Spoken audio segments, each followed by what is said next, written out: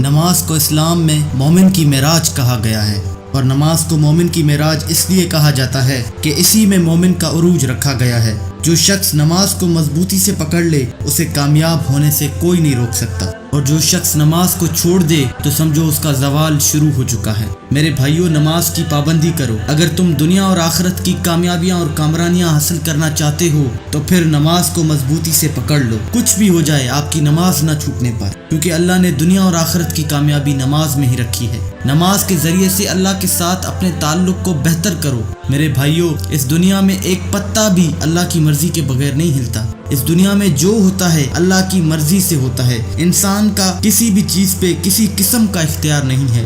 انسان کسی چیز کو حاصل کرنے کے لیے کتنی بھی محنت کیوں نہ کر لے، کامیابی اللہ نے اپنے ہاتھ میں ہی رکھی ہے۔ تو میرے بھائیوں، جب ہم جانتے ہیں کہ اللہ کی مرضی کے بغیر کچھ بھی نہیں ہو سکتا، جب ہم جانتے ہیں کہ اللہ کی مرضی کے بغیر کسی بھی محاذ پر کامیابی ممکن نہیں ہے، چاہے وہ دنیا کا محاذ ہو یا پھر آخرت کا، تو پھر کیا ہمیں اپنے رب کے ساتھ اپنے تعلق کو مضبوط نہیں کرنا چاہیے؟ اگر ہم اپنی مشکلات کا حل چاہتے ہیں تو کیا وہ اللہ کی رضا کے بغیر ممکن ہے؟ نہیں ہے میرے بھائیوں۔ جب تک ہم اللہ کے ساتھ اپنا تعلق نہیں بنائیں گے، یوں ہی بھٹکتے رہیں گے، کامیابی کے پیچھے بھاگتے رہیں گے، لیکن کامیابی ہمارے ہاتھ نہیں آئے گی۔ اور میرے بھائیوں، نماز کو صرف ایک فرض کی طرح نہ دیکھو۔ نماز تو اللہ کے ساتھ ملاقات کا ایک موقع ہے۔ جب انسان کسی کے ساتھ محبت کرتا ہے تو وہ کیسے اس سے ملنے کے لیے تڑپتا ہے، اس کے ساتھ ملاقات کے لیے بے چین ہوتا ہے۔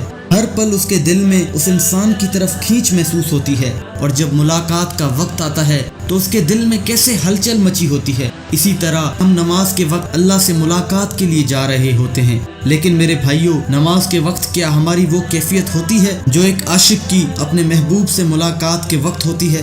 یہ سوال ہمیں خود سے پوچھنا چاہیے۔ ہم اپنے رب سے محبت کا دعویٰ تو کرتے ہیں، لیکن کیا ہمارا دل بھی رب سے ملاقات کی شوق میں مچلتا ہے؟ کیا ہمارے اندر اپنے رب سے ملاقات کی تڑپ موجود ہے؟ کیا ہمارا دل نماز کے لیے بے چین ہوتا ہے؟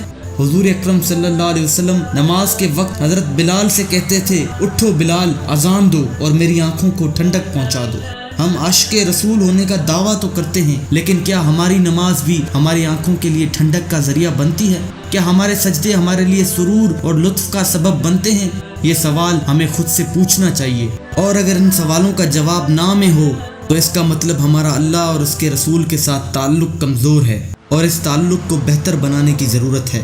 اللہ سے دعا ہے کہ اللہ ہمارے دلوں میں اپنا اور اپنے رسول کا حقیقی عشق پیدا کرے، اور اللہ ہمارے سجدوں کو وہ سرور اور لطف بخشے جو ہمارے دلوں میں نماز کا شوق پیدا کرے، اور اللہ سبحانہ و تعالیٰ سے ملاقات کے لیے تڑپ پیدا کرے۔